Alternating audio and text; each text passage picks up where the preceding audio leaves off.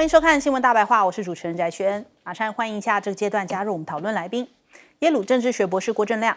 大家平安。前大使谢文吉，翟轩好，各位朋友大家好。国际事务专家赖岳谦，主持人好，观众朋友大家好。好，这个华为洗脸川普了吗？因为华为官宣5奈米的麒麟晶片量产，大陆的媒体央视呢，他们就提到了这个接下来这个。华为5奈米麒麟 X90 的处理器已经量产装机那由于华为的晶片无法由台积电等厂商代工，这一次呢，这个官宣意味着大陆可以完成5奈米晶片自主设计，还有5奈米制程工艺生产也就是呢，再次突破了美国设定对于中国大陆半导体技术设限的门槛。那所以他们就定调，这叫做中国正等待重大的突破转捩点那除了华为有这样的一个突破之外，小米他们玄界 O1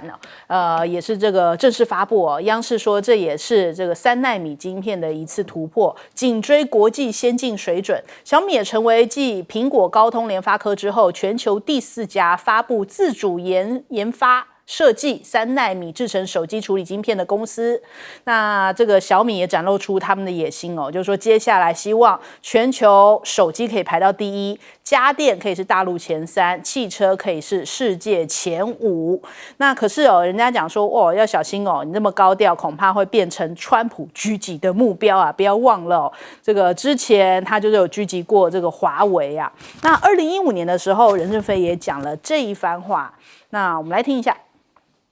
其实我就是无能，你想一想嘛，我又不懂技术，又不懂财务，又不懂管理，其实我就是坐到他们那个车上，他呼噜呼噜拉，我出来亮一亮，以为都是我搞的。你问我个问题，我肯定答不上。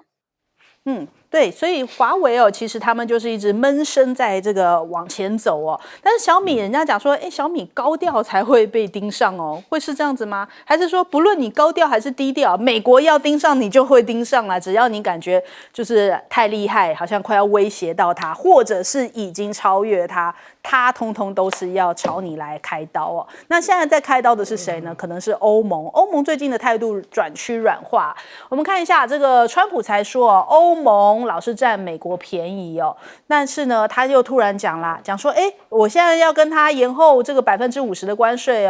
所以本来从6月1号开始嘛，现在改口同意要到7月9号再来实施。那到底是川普软化还是欧盟软化呢？川普他就5月25号的时候，透过他的 Truth Social 发文说接到冯德莱恩的来电所以对方请求延后所以感觉好像是冯德莱恩态度比较软希望呢这个50%的关税期限能够延后一些。川普回应就说那就延到7月9号吧，这是我的荣幸。川普什么时候这么好讲话了？一通电话就可以那我们赖清德是不是赶快也打去看看呢？恐怕接不上那再来，川普又向记者表示他说我们会尽快见面，看看是否能达成某些协议。所以到底是谁想要往后退，现在很难判断。那也有可能就是反正给个梯子就顺势下台吧。就是总之因为已经在中国大陆这一边这场仗打得灰头土脸，人家照样一直用这个最新的这个晶片技术告诉你说我根本就不怕你卡脖子那还有这个法国最近也是动作不断马克宏跑到了这个东协这边来，那5月25号的时候抵达越南，然后接下来还会去印尼跟新加坡，这也是法国总统近10年来首次访问越南。那他这次去越南他也是想要对全球释放一个讯号，就是说这个世界上除了中美之外还有第3条路，就是是不是让法国再次伟大，就说还有我们法国这样子应对着川普的攻势呢，他现在要开始打法国牌，寻求强者法则这些新动力要巩固法国的印太战略那所以呢，他接下来也要琢磨在印太地区还有法国可以作为选择。法国的专家就讲说他是想要透过展现出来，法国是值得信赖、值得尊重，然后信守承诺的合作伙伴的形象哦，所以这样发出自己的声音，希望可以在美国的强力压力以及日益增强的这个中国大陆之间找到一条平衡之路。那目前法国的外长会议正在召开当中，轮值主席国马来西亚的外长表示呢，东南亚国家必须加快区域经济一体化的进程，那要团结来应对美国的关税政策造成的冲击啊，所以这个东协也有他们自己的一个盘算。首先，我们来请教一下亮哥怎么看？小米跟华为不能等量齐观呐。小米那个叫晶片设计，那代工找台积电啊，那当然没有错了，3奈米的晶片设计也没那么容易可是这个华为早就做完了，华为只是自己做不出来，那是因为它晶片制造被抵制嘛，所以它才一步一步往上啊，现在做到5奈米，不是嘛？对不对？所以我觉得美国现在是没有做了，可是美国就先用说，它可能涉及侵权啊，然后扬言要全世界不要购买华为那个910CD 啊，那这个东西当然就，我觉得美国做这样的一个宣布也是蛮怪的啦。你跟中国不是还在这样准备做第2阶段的谈判？那你做出这个，你如果说有证据说人家侵权，那你要制裁，号召全世界不要买，这还说得过去啊？你现在没有证据，你没有证据就先扬言，说不排除要提告啊。那因为如果仿冒，然后你买，你使用，那最高刑责是到20年啊。他现在就是这样啊。可是你又没有证据，你凭什么叫人家不买？所以我觉得美国真的是已经乱搞一通了啦，乱搞一通了啦。那至于美国跟欧盟我觉得川普，那你写那个贴文就跟放屁一样啊！你那贴文写得多震惊啊！然后贝森特还帮你讲话，说这个就是政策说提高到50%，不是扬言，而是定论。贝森特还帮你讲然后3天之后就翻了，一下又延到7月9号。所以你这种人讲话就跟放屁一样嘛，可笑至极啊！那这样是干嘛呢？你原来的谋略都不见了。本来他是有谋略的，比如说他不惜对欧盟课50%，那接下来就要谈日本、韩国、印度嘛，那就要警告这些国家说：你们要看着办不然我会像我连欧盟都可以这样修理，你们乖一点。那也是在给中国看因为6月10号美中要谈嘛，那也是跟中国讲说，就答应了啦，不然又要来 run 一下，跟欧洲一样那结果你的谋略全部都是胡说八道，这谋略还自己讲的说我为什么要这样做？人家问他说，你提高50%关税是要干什么？他说要秀给别人看知道我，而且他那天还很得意说好了，这件事又要回到我拿手的场域了，就极限施压又来了而且是宣布之后6月1号就要实施，这个才叫极限施压嘛。结果现在自己退了，他是不是拿手其实是退却？所以我说那好笑啦，我就觉得非常好笑啦那欧洲当然有他自己的问题啦，可是我认为欧洲会在俄乌战争、美国介入谈这个协调无效下会逐渐的去思考自己要走自己的路啦因为我前天看到德国之声公布说欧洲德国它的国防预算要从2.1%那慢慢增加到5%，这个很惊人的宣布德国对啊因为如果是德国宣布，那我就要关注一下，因为他毕竟不是吹牛大王法国嘛，就是玩真的然后他说未来他还要派4000人到立陶宛驻军，所以他们显然就是认定乌克兰完了嘛，所以那个俄罗斯的威胁就直接到欧洲了嘛，不然德国不可能这样表态的，因为德国是一个比较谨慎的国家啊。可是你去想一想，他们如果觉得俄乌战争你川普都帮不了忙，对，那我贸易我怎么可能顺着你啊？对，所以我其实觉得欧洲的自主性可能就要起来了啦。所以那个吹牛大王就去越南了嘛，可是越南不要轻信这个人越南可以跟欧盟去搭线啊，可是不要轻信马克龙马克龙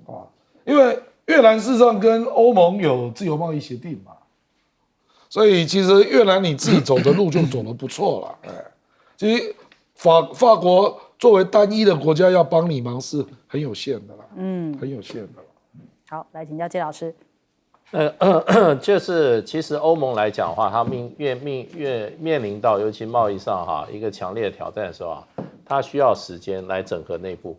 所以其实川普这一次突然宣布说，哎，我6月1号开始就给你50%，其实对欧盟来讲的话，它需要一点时间，因为欧盟到底它有27个会员国嘛，28个会员国，那这些重大政策它还是要经过会员国。那所以我觉得就是说，对欧盟来讲，现在是缓兵之计，他把它拖到7月9号让它内部对这件新的挑战美国突然加深战局这个加强这个进攻力道，它需要内部的一个比较长的时间妥谋对策啦。不过现在要欧盟就是说往后退是蛮难的。其实美国跟欧盟的贸易的问题不是出在关税，因为双方关税都很低。美国2.4平均欧盟的关税也很低也差不多不到3左右所以你把关税降下来，不能解决现在美国跟欧盟贸易2000亿的逆差。2024欧盟赚了美国2000亿，所以你把欧盟把所有的关税拿光了也没有影响而且美国川普不是叫说，哎呀，欧盟都不买美国的汽车，那欧盟已经降了，欧盟说那我把它降0关税对，已经降了。所以呢，欧盟我觉得现在是缓兵之计。那重点就是说，他们要跟美国来讲的话，除了报复手段妥协，用什么方法妥协？因为这个2000亿美金的话，以现在看起来，美国跟日本的谈判的话，就是你拿钱来投资就好了。因为现在孙正义现在已经提议美日贸易的基本上的一个问题就用投资3000亿嘛，就各出一半的钱，那以投资美国为主。那就解决了，因为日本对美国的贸易逆差也不过才600多亿嘛，不到700亿，那比欧盟强，比欧盟好解决。那现在问题就变成就是说，欧盟这2000亿的逆差它怎么解决？而且今天美国也讲了，他说我们跟欧盟的问题不是在关税，是在非关税贸易障碍。那这个没有办法解决，为什么呢？欧洲人就是说我不吃基改食品。那美国这些农产品很多都是基改食品那你难道要欧洲放弃它对于他们这种价值吗？对于食品安全的价值吗？那欧洲也不吃莱克多巴胺，那要零检出，对，那你不能怪说，你都不吃我牛肉，不吃我猪肉，那欧洲说我不是不吃你美国牛肉猪肉，我是不吃你的莱克多巴胺，对，那你今天要欧洲退吗？欧洲也不会退。那欧洲还有一个，今天他们这些工业产品的话，它会规定说，我希望你的制造过程中用一定比例的绿电、绿能，如果没有的话，我就不给你。像这个 ISO 9001，它这个所谓的标准制程，它就有一部分的比例的能源是用绿电的。那川普才不染这一套呢，所以这个东西蛮难谈的。所以我觉得就是说，欧盟现在争取到的时间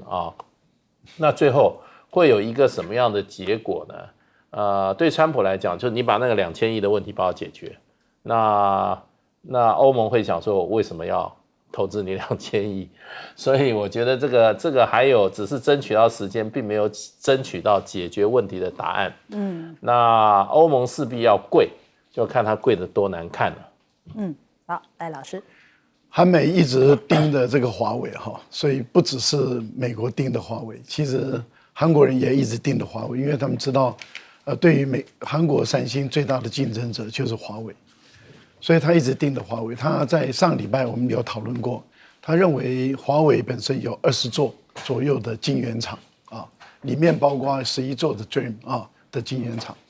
但是你怎么问华为，华为都不给你回答，也不跟你说这个很简单，这个最主要是因为美国在打压，他不会想让美国人知道是哪一座晶圆厂是华为的，或者是不是华为的，所以他完全不理会。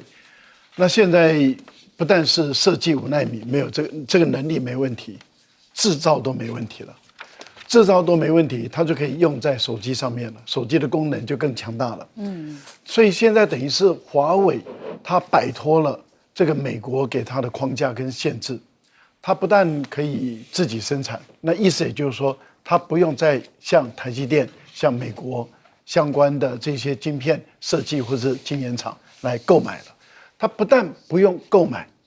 你美国不但失去我的市场，我还可以卖了。也就是说，如果它的产量能够满足它的需求，而它的产量超过它的需求以外，它就可以往外卖了。那当它往外卖，如果它的产品是有竞争力的，那这个对于很多半导体厂来说，很多的半导体的设计来说，它就构成了新的一个竞争者出现了。这个就是你川普，你确实你让华为再度伟大啊，你非但没有把它打垮，你要让它再度伟大。所以现在变成是大陆很多的公司就说你来盯上我呀，你来盯我呀，我就像你盯上我，我就会再度伟大了。为什么？因为我的品牌就会成为全世界最有名的品牌。例如说升腾910D，美国专门盯你的华为的升腾，结果现在升腾成为全世界的品牌。为什么？因为全世界都知道说，你美国的高科技的研究都在研究了确定了以后，华为的升腾910D 超过 H100。那但是当然下订单了。所以你美国才会实施常备管辖嘛，说你谁用这个升腾910D 的话，我就要处分谁，那就是证明他已经比你英伟达还强了。这个对于英伟达来讲的话，就是你川普你莫名其妙，你帮我塑造一个最强大的竞争对手，而且是你美国政府认证他强到不得了，那他的晶片就好卖啊。所以我个人觉得这个对于黄仁勋来讲的话也很头痛。就已经告诉你，你不要用这种方法嘛。你用这种方法，你只是在帮我制造更强大的敌人。结果你现在不但帮我制造，你还帮我宣传他的产品比我好，那还得了啊？所以我觉得这个真的是很痛苦。那川普刚开始在上礼拜，他讲说，对于欧盟，他建议6月1号开始要对欧盟课50%的关税。我就说你玩假的。你是最高的决策者，美国最高的决策者，你还建议嘞？白纸黑字，你建议耶 recommend， 那你跟谁建议啊？你跟贝森特建议啊？贝森特是你的老板啊，所以我那时候我就知道你玩假的，你只是在等那个冯德莱恩给你一封安抚的电话，所以他安抚一下，他说好，那我们就到7月9号吧。他真的很喜欢等电话。我们先休息一下，广告之后马上回来。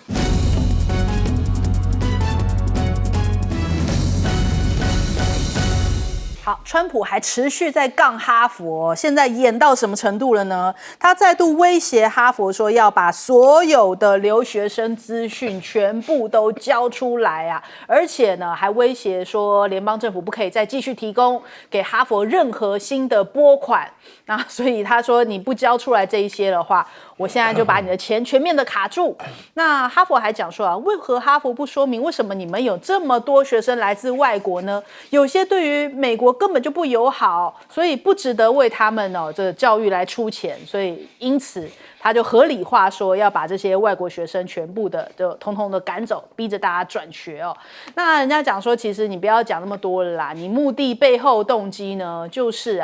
要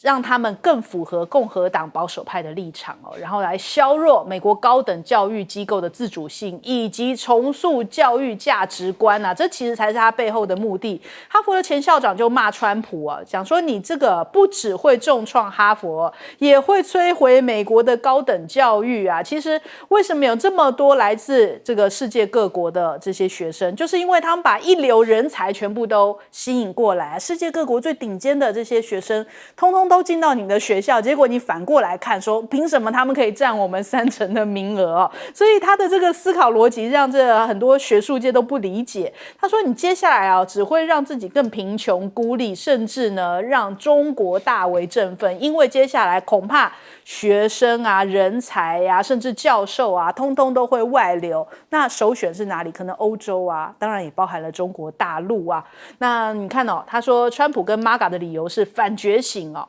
那或者是反犹。那美国正在把科学霸权呢拱手让给了中国大陆，也连带丧失所有随之而来的相关利益啊。学术人才正在出走当中。那还有这个川普自己哦，一直在做一些很离谱的事情，他感觉人家现在形容他已经开始有拜登化的倾向了。比方说呢，他这个还威胁苹果公司啊，他在记者上威胁苹果说，不在美国生产，我就对你征收25%的关税。结果自己的 iPhone 电话哦响起来了，他想说，哎，真讽刺啊，怎么回事嘞？我们来听一下。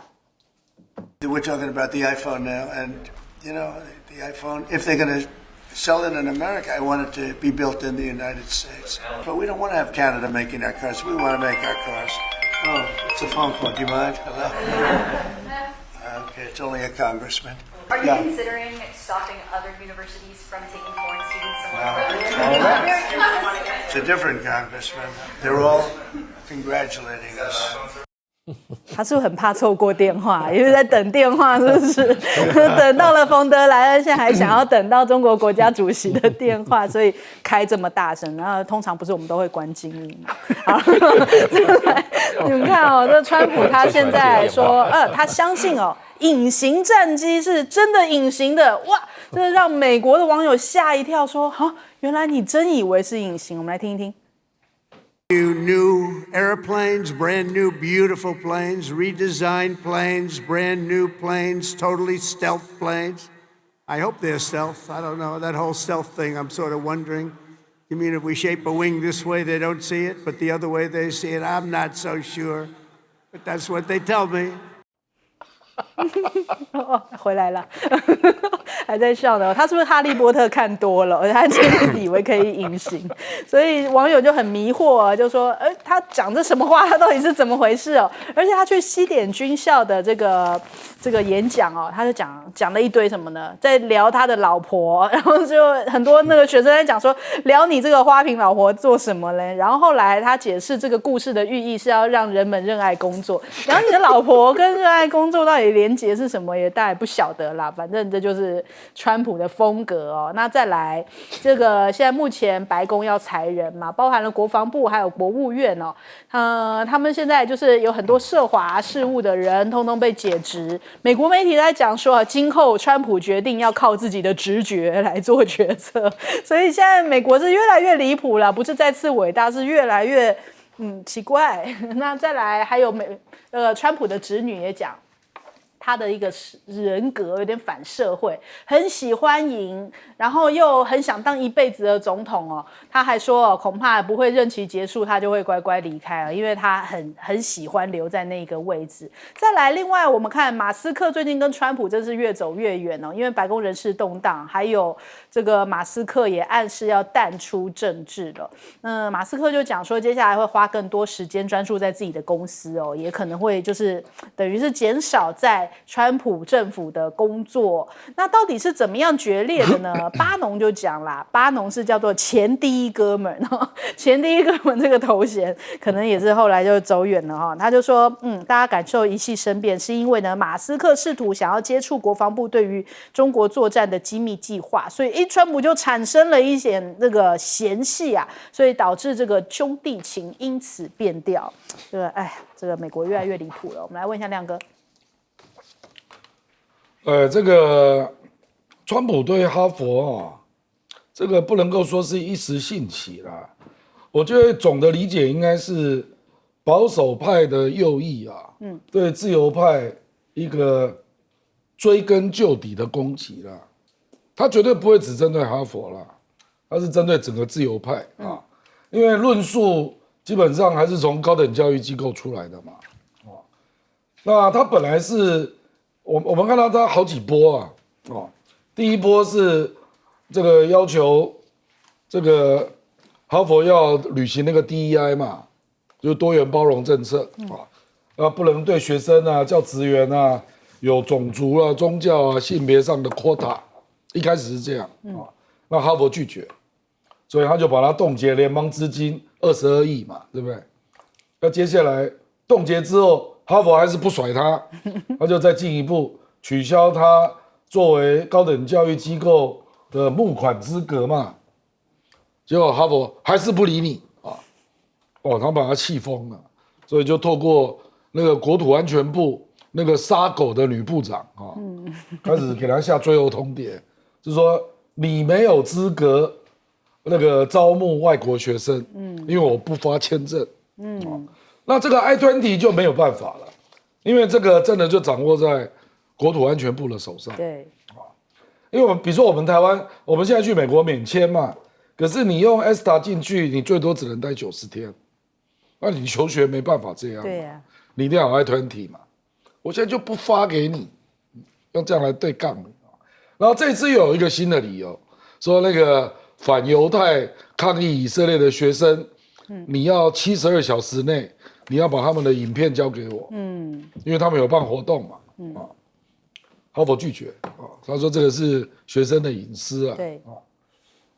结果杠上了，那杠上了，现在录取哈佛的学生就恐慌嘛，我们台湾有22个这本来是人中之龙啊，现在叫人中之恐慌啊，他们也不知道怎么办啊，真的不知道怎么办呢。现在是加州有一个联邦法官把这个案给冻结，可是这个诉讼案还在往前走，你也不知道会做出什么判决啊。对啊，而且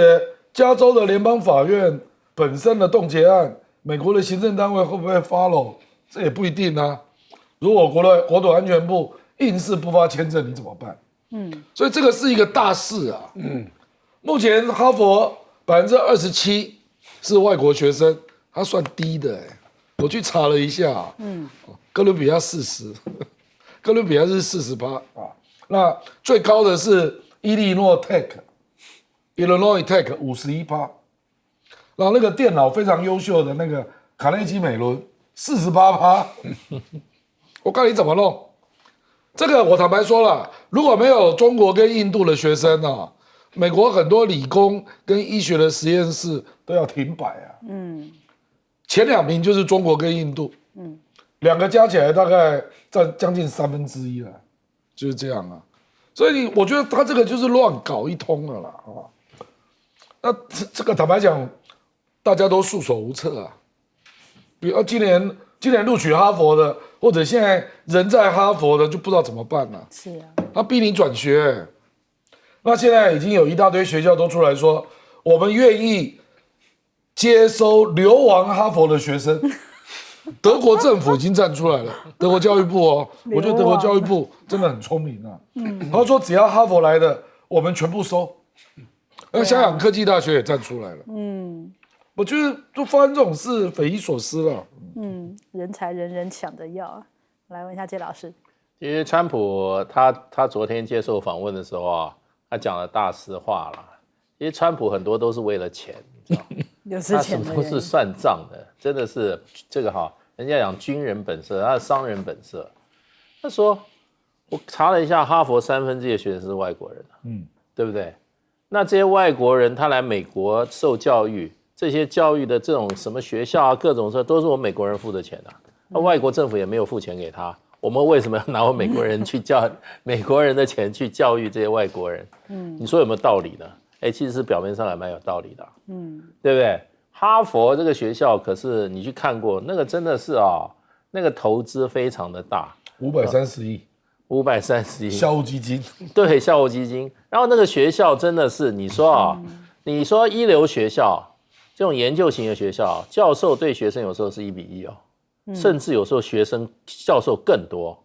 那也就是说，他把这么多一流人才，他说我花那么多是10:1，学生2万教授2000，那这些他就会那些教授都是我花的钱，美国人花的钱，为什么要去教育那些外国人？然后他说我还叫哈佛把这些外国学生的名单交给我，他还不交，那我也不是说里面所有的外国学生都不好，可是呢，有些不好的，那你哈佛为什么不把这个名单交给我？所以我觉得川普这一句话真的把他心里的话讲出来一半，就是说你来这边用我们的钱，用我们的钱来享受我们最好的教育资源，你又不出钱，我干嘛做这个傻瓜？所以另外一方面就是 DEI 的部分的所谓多元入学方案啦，就是说像我们台湾过去上大学很简单，就联考啊。对不对？对。那今天中国大陆也很简单啊，就是高考啊，大家凭成绩嘛。要不然的话，你东开一个门，西开一个门，公平性何在？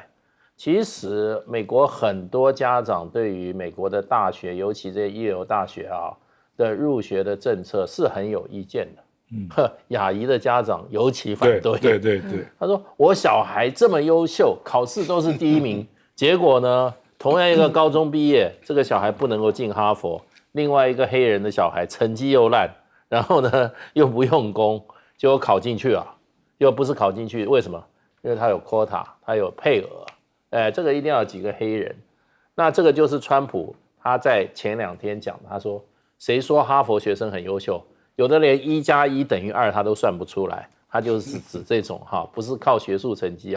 学术表现能够进入哈佛的学生。所以我觉得他跟哈佛事实上是谋上了。他不把哈佛整个拖成皮不达到他的目的的话，我觉得哈佛这次也很难过关哦。可能不止哈佛，哈佛是个标杆，接下来一系列这个 Ivy League 的全部会中，全中。好，赖老师，哈佛当然他目前在诉讼中嘛，那联邦法官也在第一时间说要求行政部门不能够这样执行。但问题就在于哈佛大学，他还是有感觉到忧虑，他还是会担心他在校的学生，他们本身会受到牵连。如果这个诉讼打得不顺利的话，那甚至有些学生的签证到期，你要去换发新签证的时候，那很有可能会受到 I-20国土安全部的干扰，他不发或者跟你延迟发，那你时间到了你还是要离开等等的，这样的一个情况，那怎么办？所以哈佛现在在帮他们的学生找说愿意接受转学的学生，那找的是海外的，目前是以英国为主。我觉得哈佛可以再积极一点，他可以跟很多海外的学校签姊妹校的关系，然后把学生转过去以后，老师也过去，然后就在那个海外把教育读完，然后就在那个地方把这个，因为他可以跟老师合并嘛，例如说像哈佛可以跟清大、北大啦。那么也可以跟牛津、剑桥啦，甚至到法国可以跟巴黎大学啦等等的，他们都可以合作。然后呢，到德国也是一样嘛。最后他们把毕业证书一样发行，也就是说是双毕业证书的这种制度，我觉得也可以考虑了。另外一个部分里面就是对于申请到还没办法进去的这些学生新生，我觉得他们的压力最大，忐忑不安。对，我觉得在这个时候，哈佛也应该要帮他们做很多事情，就是联络更多的学校。愿意接待这一群人呢，或者是也一样用双文凭的方式来去接待，我觉得这个是哈佛必须要做的事情，因为你已经接了，你现在面临的就是你的国内的政治干扰，你不能够对于这些国际学生他的权益受影响，这是你哈佛一定要努力做的。但是我觉得这个前校长的讲话就格局就不大了，一个前哈佛大学的校长讲到最后是政治，说这样子对中国有帮助。那你就是把政治放进来了，你把你自己的格局下降了。哈佛标榜的就是学术嘛，就是追求真理的地方，那你就应该站在学术的角度，站在追求真理的角度来去谈这个问题，你却把政治拉进来，这叫做格局不够大。好，我们先休息一下，广告之后马上回来。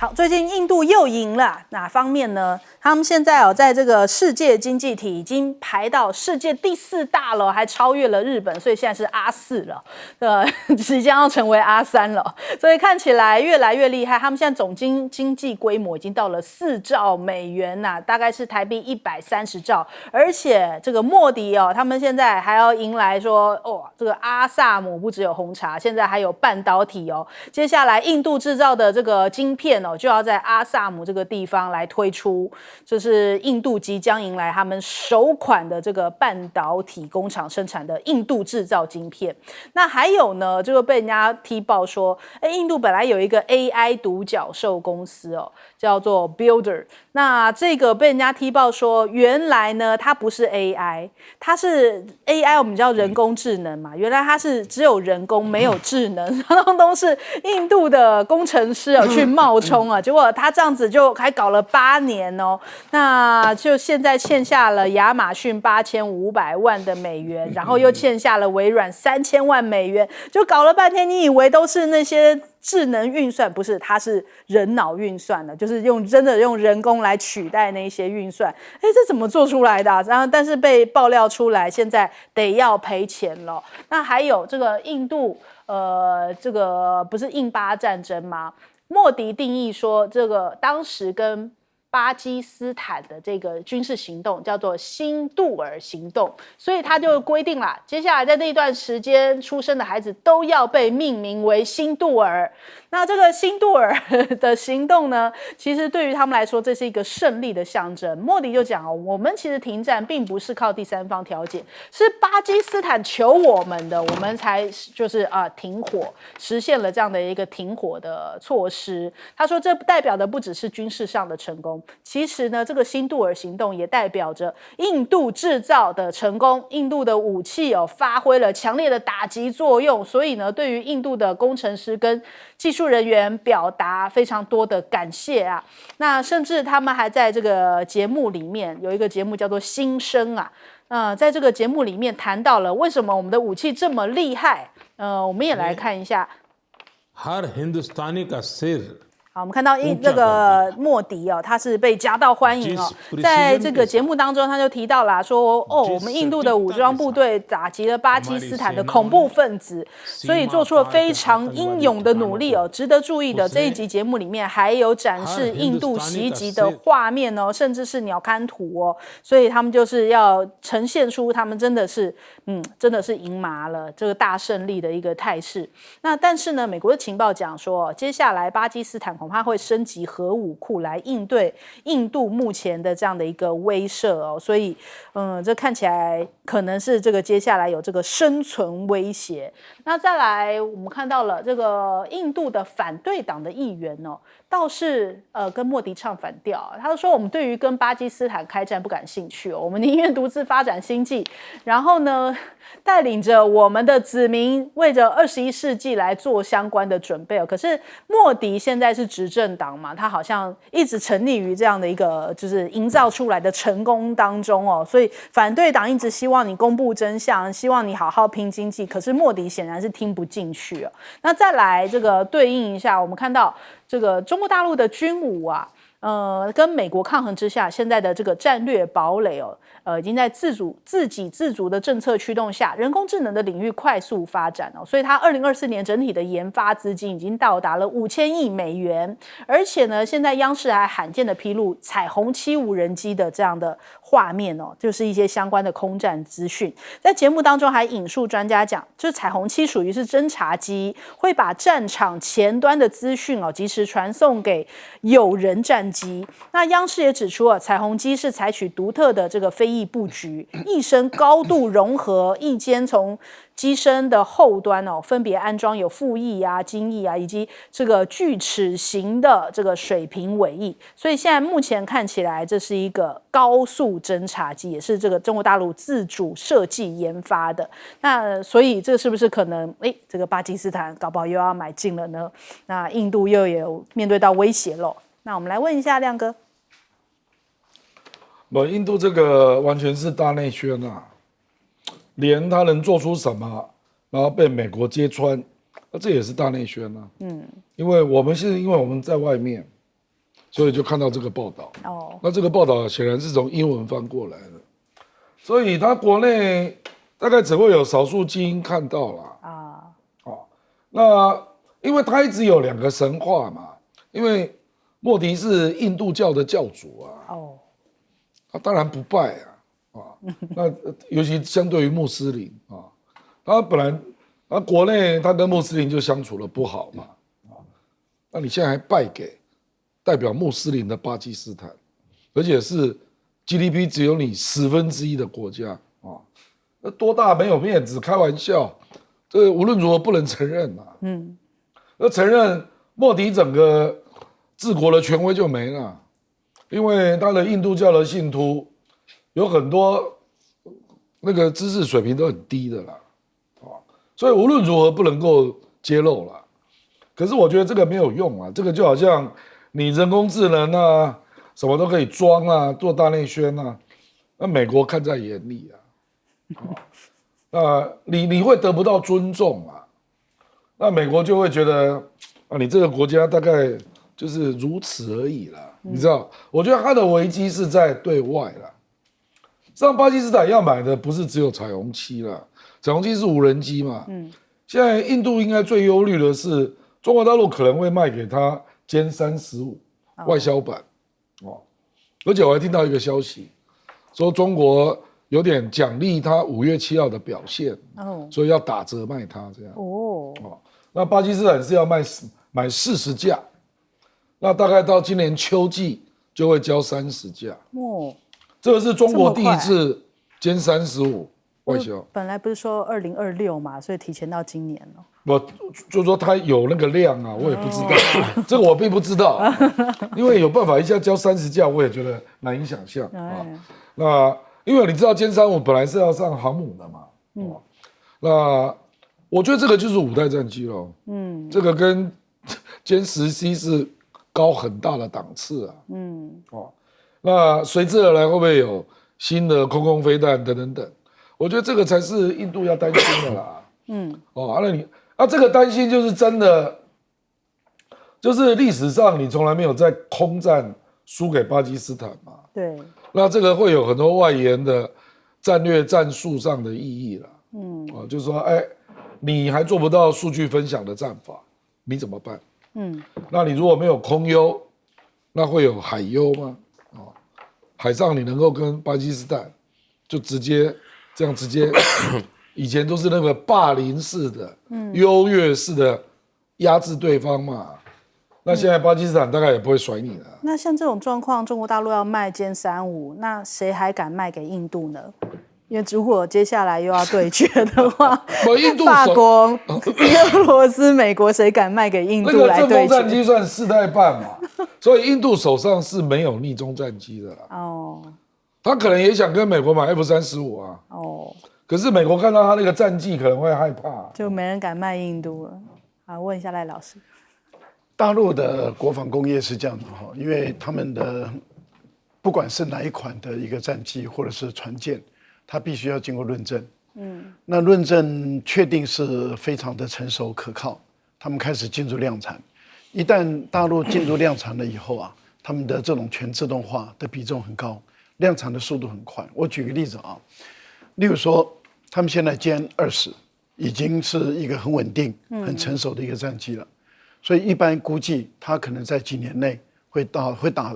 生产制造到1000架的战机，成为这个中国大陆的主力战机之一。那也就是说，重型机里面歼20有1000架的话，那比你美国的 F-22那多了太多了。你美国的 F-47不知道是什么时候才能出来啊？但是你现有的5代战机，你就几乎没有办法跟中国大陆的歼20来对抗了。那同样的道理，如果说大陆一旦把歼35啊，不管是 A 或是哪一种外销型的，或者是舰载型的啊，当它一旦确定了这样的一个机款了以后，一旦进入那个生产线生产，我觉得在数量这个部分，制造的速度这个部分，我觉得这个问题都不是很大啊，因为大陆的这个生产制造力一直很强、很完备，而且它基本上所有的关键零组件都是自己制造的。所以它的生产链只要一开通，它的全自动化一旦进去 ，AI 也进去，我觉得大陆的生产制造不是美国人所能够想象的。现在导致目的比较麻烦的地方是在于，目的本身它是主动的发动战争，而他被打得很败。可是他上一次的选举，他本身已经在印度的国内，他已经不是一党独大了。他一个党没有超过1/2了，他必须要跟小党组成联合内阁，他才能够超过1/2。那你想，如果说他这个消息在整个印度撒开了，这个对莫迪的政权就构成危机了。莫迪怎么办？操作民粹主义嘛，用国家的力量，用国家的资源，用他政党的力量开始操作民粹主义，先查封8000多个这个网站，都把它封掉。第二个，开始攻击外国人，美国为主，开始攻击美国等等，然后说他们造谣，接着封闭所有的外媒的讯息进来，然后接着你看到他全面性总动员，那么全国欢庆10天，在这个时候，谁报道真相，谁就是卖国贼。因为他已经彻底的去洗脑整个印度的底层的人。那印度的底层的跟那些1450的网民，因为你也知道1450这种绿营的那些网军，其实水平都很低的。因为这些人都是民粹极端主义者。那这些极端主义者呢，你一旦他开始被激发起来了以后，他就违反。你只要是谁讲印度不好，你就是印度的叛徒；谁讲印度的真相，谁就是印度的叛徒；谁主张两岸和平，谁就是台湾的叛徒。就是这种猪脑袋的这种人，那他们就构成了这股力量，在印度就横行无阻。就这个时候，所有的网络上的人就没有人敢讲话了。好，来问介老师。我们记得马斯克曾经在他的这个网站上公布说，将来就是无人机的天下，那个 F-35号是没笨蛋才会用的，也就是说，你这种有人战机将来可能在空战里面扮演角色越来越低了，当然也不是立刻的。但是中国大陆最近无人机的话有2型一个就是我们现在讲的这个彩虹7它是隐身的无人机。这个倒是现在美国也没有，其他国家都没有的，所以把无人机做成隐身的话，基本上又是一个技术上的突破。那它的飞行高度非常的高，可以飞到差不多20公里高，然后也是高速的。它基本上是做怎么样？做侦察。那除了侦察以外，当然它可以做什么？战场的这种战情的指挥所以隐身无人机等于说是中国大陆在这个无人机里面又一个突破。前2天我们才看到中国大陆它这个叫这个无人机航母，这个无人机航母叫9天，它里面它有一个特别的一个舱，它里面可以装上百架的无人机，那做蜂群无人机的攻击所以中国大陆说实话，在军武方面，尤其在这个就是说这个空战这一方面你可以看出来在技术上不断的突破。那相对于美国的最近的无人机表现也很突出就是说这个